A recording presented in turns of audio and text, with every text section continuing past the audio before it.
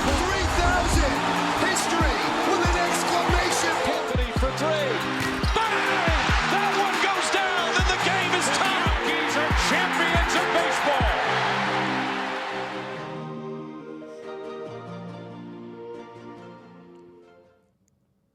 Okay, so right off the bat here, I do not care how miserable that may have felt. I don't care how close it got. I don't care how sloppy it looked. The Knicks, first of all, need any wins they can get right now. It is always nice to defeat that loser Embiid, that loser city, and doing it in that city. It's always just going to be beautiful. I hate that team. I hate that city more than I hate a lot of sports cities. But it's always nice to do it in that building. MSG South Jersey, MSG South, MSG Philly, whatever you want to call it. There were Knicks fans in the building last night, and it was nice to see that. But a beautiful day just to win 2 in a row. They call it a win streak. But let's talk. Let's talk about this one because there's a lot to discuss. I thought there was a lot of things we can pick apart. The first half, I think the Knicks defense struggled mightily, but they turned it around the second half. In the second quarter, the Knicks shot making was very poor. Couldn't find the bottom of the ocean, but they were getting good looks all night. Free throw shooting was a problem all night or all day. Continues to be a problem in crunch time. On the night, let's just read off these numbers real briefly. On the day, the Knicks shot 56% at the foul line. They were 5 out of 11 in the fourth. Overall, Josh Hart goes 1 for 5. That's unacceptable. Anunoby goes 1 for 2. Shamet 1 for 2. McBride 2 for 4. Brunson 3 for 5. Cat 5 out of 7. And ironically, Mikal Bridges, who never gets to the line, was their best foul shooter, 2 out of 2. They were horrible at the line. In the clutch this season, they've been so bad. 63% at the foul line. And in the final 5 minutes of 5-point games, that's 3% worse than the next closest team. Last night, in those scenarios, 2 out of 5. It's funny because Mitch Robinson didn't take a single foul shot last night. And you still shoot 56%. But, as we said, the Knicks managed to come away with a 112-109 win regardless. And regardless of Brunson missing those 2 at the end there, they make big plays down the stretch. Mitch gets a big stop that leads to a Shamet 3. Gets another stop that leads to Hart drawing contact on the other end. OG and Shamet back-to-back huge corners. OG with the big-time dunk, the tip-in, or the offensive rebound. A lot of big plays.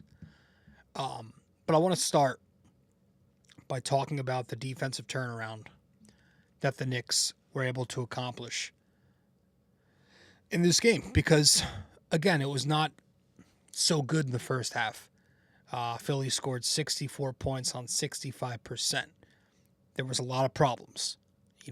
In that first quarter, Josh Hart and Landry Shamet losing their man in help on back cuts a few times each. You had Mitch and Cat switching on from drop, but they were on the ball side. So whenever Embiid popped, they were late getting back to him when he rolled and drove. Happened a lot. He burnt them for 28 points in the first half. That there was one possession, I think it was Paul George, who takes the 3. Josh Hart under the screen, kind of gets screened off. But just bad stuff. Like the wing stop guys were slow in the first half. They allowed that unacceptable transition pass to Grimes. They're both just looking. Easy transition bucket. Timeout Knicks. Some really ugly moments. I thought the second half, as the third quarter progressed, it got much better. You know, the Knicks held Embiid to 0 points in the third quarter. The Sixers missed eight shots in a row in that period, in 11 out of 12. But I thought all three Nick bigs contributed in that second half. You know, Mitch Robinson had an outstanding defensive third quarter. You know, you can go through a bunch of stands that he put together, but, you know, he gets a stop on Embiid on the post. My favorite defensive possession where he switches to Paul George off of an empty side pick and roll. Does a really nice job, locks him down in isolation. There's no help sent. And it leads to Hart in transition on the other end. Just, it was beautiful to see that because, you know, the Knicks have had issues over helping on switches and sending panic help. Now, a lot of that is to Brunson and Cat, but it's nice to see Mitch hold it down on that end after the way he looked defensively starting the season. And then the next time down, he switches on to Tyrese Maxey off pick and roll, gets another stop. Cat was in foul trouble, and then Mitch just needed some minutes off to sit, little fatigue. So Huckporty comes in, and he gave you great early fourth quarter minutes. He gets 3 excellent stops in a row. He had a nice post stop on Embiid early. Then he gets a couple of nice stops on VJ, Edgecombe, and Watford. After switching on from drop, Hart gets caught behind the top of the action both times, and it's Huckporty with some nice stops. Cat comes back in. He gets a great strip on Embiid. Led to a transition opportunity. Fouls out after that, but I thought the bigs were good. I thought the point of attack defense was good from the wings and the guards. I thought they fought over the top of screens much better. Shamet did a very nice job drawing a couple of offensive charges. His point of attack defense was there. Always is. Always fighting. Feisty.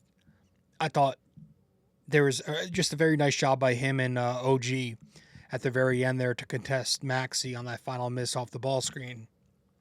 It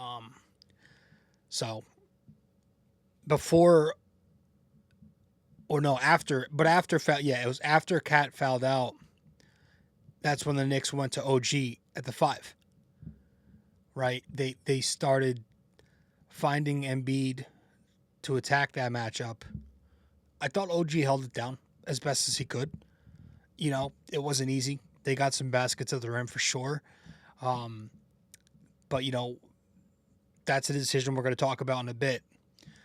I actually thought we'd see OG on Embiid a little more in this game, throughout the game, like Cat at the 4, just to get OG the Maxey switch off pick and roll instead of having Cat switch on. But instead, actually, we'll get to this and we'll get back to the lineup stuff. But instead, Philly was cross-matching OG instead of Josh Hart. I was a bit confused by the logic of this. We're seeing it more a little bit recently, but it confuses me because it's like, if you're not going to cross-match Josh Hart, wouldn't the one that you cross-match be Mikal Bridges? Because Mikal can't shoot above the break. OG can. It's just, to me, there's too many reasons against putting your big on OG. Because OG can shoot above the break. So if the idea is we want to send gap help to the ball with Embiid one pass over and we're not afraid to help off whoever he's on, you're leaving a good above the break shooter open on with OG if you do that. Right? It's either stay home and let Brunson beat you one-on-one or send help to Brunson one pass away and get beyond that pass. But, you know, just considering that the Knicks were going to use OG and pick and roll to attack the Embiid switch because he can't move like he used to, not a good pick and roll defender in space, you saw that a good amount. And, you know, using OG spacing on the corner for the same reason as why you would space him above the break to force Embiid into a tough decision. He either has to help in the lane and risk getting beat on the recovery, or he's got to stay home and then risk an easy 2. You saw a good example of that in the first quarter. Cat, despite OG being cross-matched, Cat was still able to operate on the pinch post. He's on top, left elbow 3. OG's on the strong corner, 1 pass away. Embiid's on OG. McHale makes a back cut off Josh Hart's screen up top. Cat finds McHale. Free lane. Embiid can't roam and help because he's glued to OG. Because OG's a 45% corner shooter. So, the thing, you can't do any of this, any of that type of stuff when the big's on Hart, other than pick and roll. But again, we talk about how if you keep going to that, that takes the Knicks away from their pinch post offense with Cat. But Hart, he doesn't have the shooting gravity to remove help like that, which is why I'm confused. I guess I was thinking, like, trying to figure out all night really why it was OG that Embiid was on, if not Hart. I guess it's because he's not above the break often, regardless. And if you put him on McHale's a guy who likes to move around. He's always in motion a ton. They don't want that for Embiid, who's very slow. And maybe it's not going to be Hart because for that same reason, like Josh Hart is very active. He's a good cutter. He's a good short roll playmaker. He's a good screener. Maybe they just wanted to keep Embiid in low man help or just off any corner to be closer to the basket, because OG's often spacing. But I was curious, so I was asking around Twitter. I was asking, I asked one of the guys from Locked On Knicks podcast, gonna paraphrase, but it's a very interesting response. Just saying that, like, it's somewhat expected now that teams are trying this, because of OG shooting lately has been that bad. So he's kind of lost that respect lately. And he's saying, he said, even if they bench Hart, he wouldn't be shocked if it continues. And he's also the most physically powerful slasher on the team, so it makes sense to put a rim protector on him. But that's, basically paraphrasing what I got in response. So it's very interesting. But yeah, he did shoot with confidence, and he was able to exploit that a little bit. And I thought the Knicks really throughout the night, especially in the first half, but throughout the night, did a very good job putting Embiid into action or just exploiting cross matches or going after him no matter really who he was on. There was a first half post bucket from Jalen Brunson where he's able to get a bucket in single coverage because Embiid was forced to stay home on OG on the weak corner. You had Hart and McHale attacking him a couple times on drives in the first half. And then you had some Brunson OG pick and rolls in the second half to get Brunson that Embiid switch. He had one at the top of the second half and then one at the very end of the game. I think both of OG's corner threes were with Embiid sagging off him in the first quarter. He knocks one down. Embiid's in help, just waiting for Hart to stampede the catch. And then in the fourth quarter, the one with a minute left or whatever it was, he knocks down a three. Embiid's kind of just doesn't really rotate. He's sagging, knocks it down. The Knicks they were spacing out very well with whoever Embiid was on to either drag him up out of the paint or if he stays low, get the open look. Philly was doing a lot of maneuvering and pre-switching to avoid those Embiid switches, but the Knicks did very good.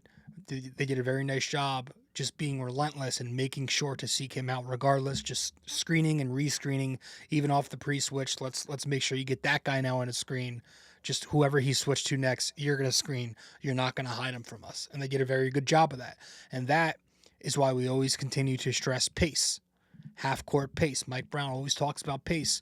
This is why it's important to get into the half court with around 20 seconds, give or take, and not 15, 16. So you can go and flow from one action to the next and keep rescreening, and you have time to do all that, right? Under Tom Thibodeau, very often it was 15 seconds or less. You didn't have the time to flow from one thing to the next. If your first action broke down, you were screwed. Now you have multiple bites at the apple. But yeah, I want to talk more about some of Mike Brown and his rotations last night because I thought there were some interesting things about it, and we'll do that the second we get back. Stay with us. Quick break here, guys. Stay connected with BD4 on social media. Follow us on Instagram and X at BD4Pod, and find us on Facebook by searching BD4. Don't miss out. Join the conversation. Want more BD4? Subscribe to our YouTube channel and never miss an episode. Hit that like button, drop a comment, and share with your fellow fans. Don't forget to ring that bell so you're always the first to know when a new video drops. All right, welcome back to the show, episode 979 of the podcast. I appreciate you all tuning in. You know, I thought Mike Brown's rotations last night were interesting. You know, the way the Knicks played in these lineups, you had some good stuff with spacing. You know, Cat, Deuce, OG, Shamet, McHale, all creating open lanes and shots just by being spaced out properly. But you also had a lot of remnants of, you know, where the Knicks are most comfortable and the way they played under Tibbs, where it was a lot of Brunson stuff.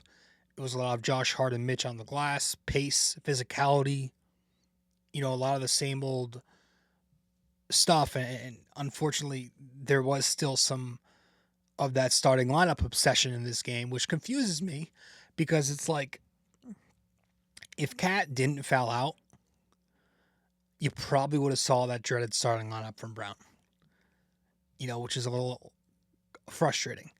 But Cat does foul out, and to Brown's credit, he goes small with OG at the 5. It was Brunson, Shamet, Deuce, Hart, OG. McHale was off the floor because he was horrible all night. Couldn't knock down a thing. Mitch was off the floor. Now, I'm trying to, you know, I do wonder if Mitch was off just because he played a lot of minutes. Might have been a season high in minutes. I didn't listen to Mike Brown's presser.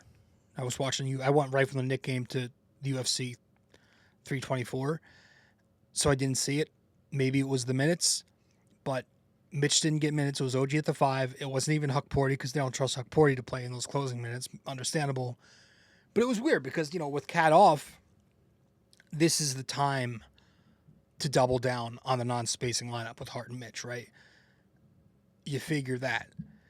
Instead, he goes small versus a big team, and you saw that hurt the Knicks a little bit defensively at the basket, like we said. But the Knicks did get some good offense down the stretch anyway, taking advantage of Embiid on those matchups, you know. So, just an interesting rotation last night. But Deuce McBride, just 26 minutes in this game. I don't really care that he didn't play well or shoot well. Thought he played good defense. We shouldn't really be at a point where he has to earn it to play it, you know, because in this system, you play your best players, and it's Deuce McBride's. Remember, we talk about it all the time. It's not the box score. That's not the reason we all want him in that starting lineup, or a lot of us do. It's the gravity alone. It's the respect that he commands. He creates space in the lane by being out there. He allows for the proper matchups and the proper switches for Brunson and Cat by being out there. You can't hide the 5. You know, Deuce's numbers with Brunson are off the charts. You could have used his point of attack defense in that first half a little more, I thought. You know, Philly was spamming those Maxey and Embiid actions. Double drags, maybe a Spain, DHO, pick and roll just to attack Cat in space. McHale getting caught a little bit. Thought you could have used Deuce a little bit more. You know, and I was listening to Locked On, and they were talking about this. How he's like, you know, it kind of stands out when you hear people say it. He's their 9th man off the bench, and he's like one of their best players. That's a little wild, you know. I don't know. It was Mitch, Yabu, Shamet. They all subbed in first. Clarkson's out, so that's good. But, you know, Deuce comes in with like 3 minutes left in the first quarter. And I don't know.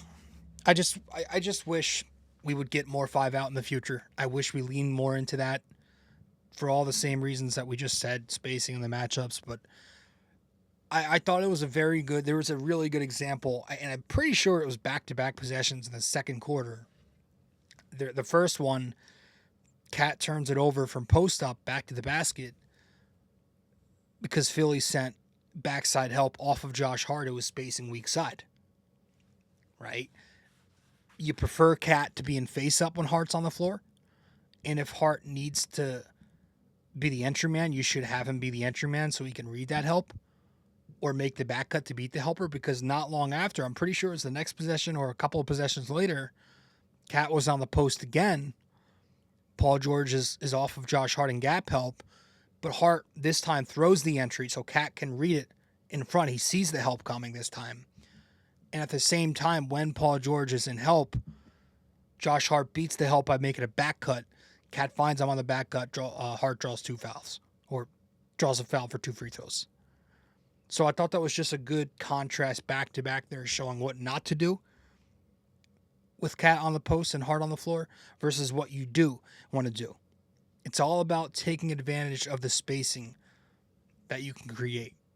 So I thought that was a good example of that. But yeah, I just wish they leaned more into those deuce plus the starting unit lineups. Regardless, a good win. And I think the best Nick from the starting unit last night, debatable, but I'm going to give it to Brunson. He gets the game ball from the starting unit. 22 game balls on the season. 31 points.